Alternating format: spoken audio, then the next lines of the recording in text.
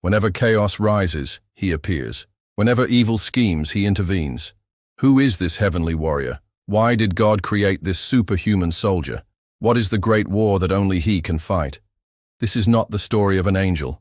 This is the story of God's faithfulness. And it's a story that takes us right into an unseen war for the soul of humanity. Welcome to the channel. In the 6th century BC, the prophet Isaiah cried out, "Who among you fears the Lord? Who among you obeys his word?" Then he answered himself, "It is God we wait for, and he will save us." That's exactly what Michael shows us in his life. He shows us that God is faithful to send his warrior when evil rises. You see, the name Michael means, who is like God. And so Michael isn't just a warrior. He's a reminder that there is only one God.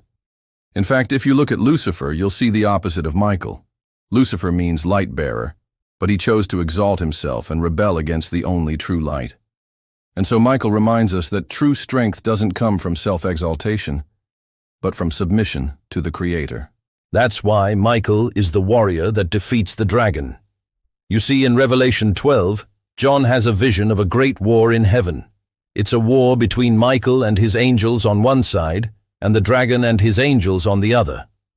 Now, some try to say that this is just a symbolic representation, but that's not what the text says. Michael and his angels are fighting against real demons, and the dragon is the embodiment of Satan himself. So what does this mean for us? Well, this war is not only a vision of the past, but a reality of the present. Every single one of us is caught up in that battle because we all have to choose between the light and the darkness, between following God or following the devil. That's why James says that resistance against temptation comes from God, who can be trusted to help us overcome.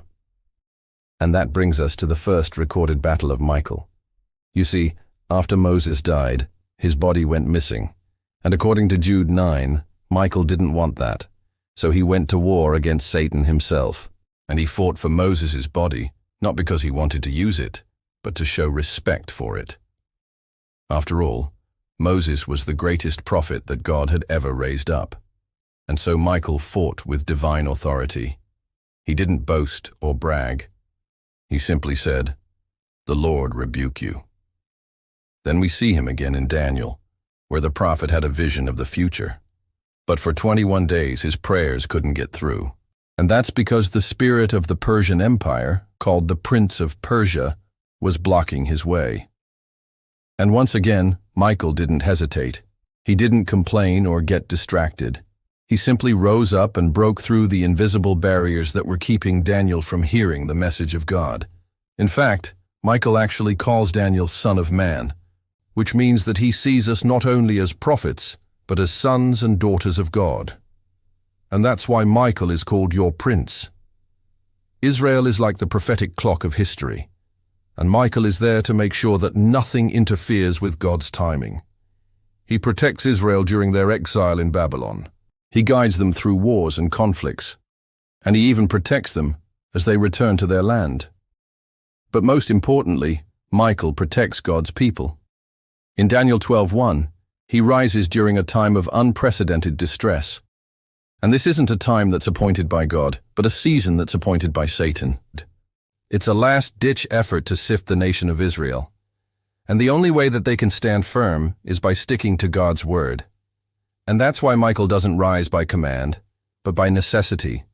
He rises out of urgency because he needs to defend those whose names are written in the book of life. In other words, the war that Michael fights isn't over yet. But he gives us hope because he assures us that heaven is still very active. And that's exactly what he does at the second coming of Christ. You see, when the Lord returns, the voice of the archangel rings out. And that sound is not a trumpet call for war, but a herald for victory. For Michael doesn't only fight the good fight, he also announces the victory that Christ has won. Then finally, we see him at Armageddon. Here he's no longer a warrior, but a commander.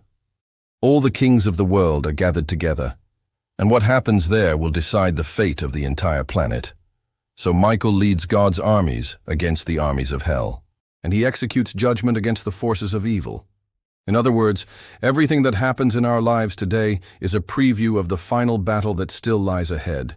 We may face persecution, we may be tested, we may be tempted, but we can take heart knowing that the war will end with the resurrection of the righteous and the triumph of the Lamb.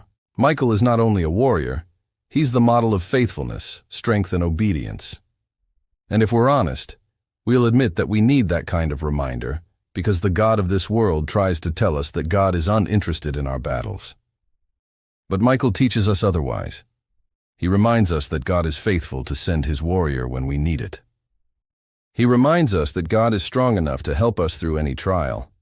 And most importantly, he reminds us that God is willing to go to war for us.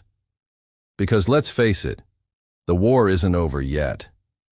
And we're going to need all the help that we can get. This is the author, and thank you for watching. If you enjoyed this video, please subscribe and check out our other videos. We've created a playlist of messages on spiritual warfare that will teach you how to live an empowered life through prayer. Thanks for watching.